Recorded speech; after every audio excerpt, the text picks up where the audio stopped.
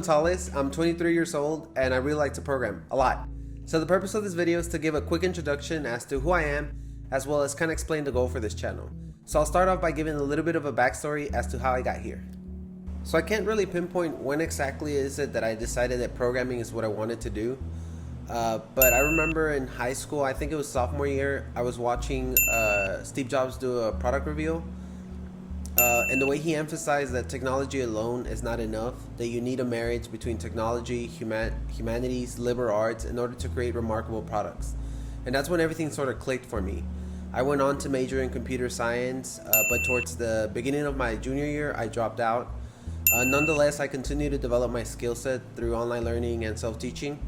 And luckily, a little under a year later after dropping out, I managed to land a job at an oil and gas startup.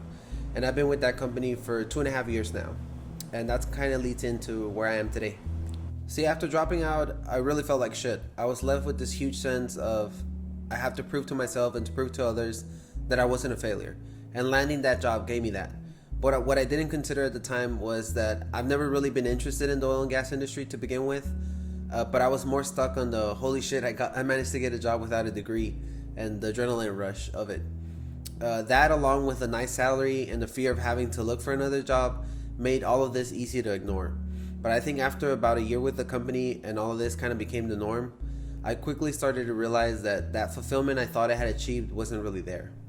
So around the same time, I started working on personal projects, and I constantly noticed that the time spent on that is much more enjoyable than the time spent at work. Sure, both are programming, but one deals with things I'm actually interested in and actually care about, and that makes all the difference. This past year has been a constant push and pull between what I get paid to work on and what I want to work on. So I came to the conclusion that there's really only two routes. Either I let the comfort of money and the fear of having to find another job limit me, or I embrace that fear and I strip away the comfort. So this past Monday, I decided to quit my job. Probably not the most rational thing to do, and there's probably better ways to go about it, but at least for me, it felt like the right call to make. So what now? Well, I want to use the next 6 months to pursue some of those personal projects and other ideas. The way I see it, either one of those ideas has the potential to turn into a business, or I'll end up with a really strong portfolio that I can then use to find another job, hopefully with a company that better fits my interest and therefore allowing me to fully invest myself in it.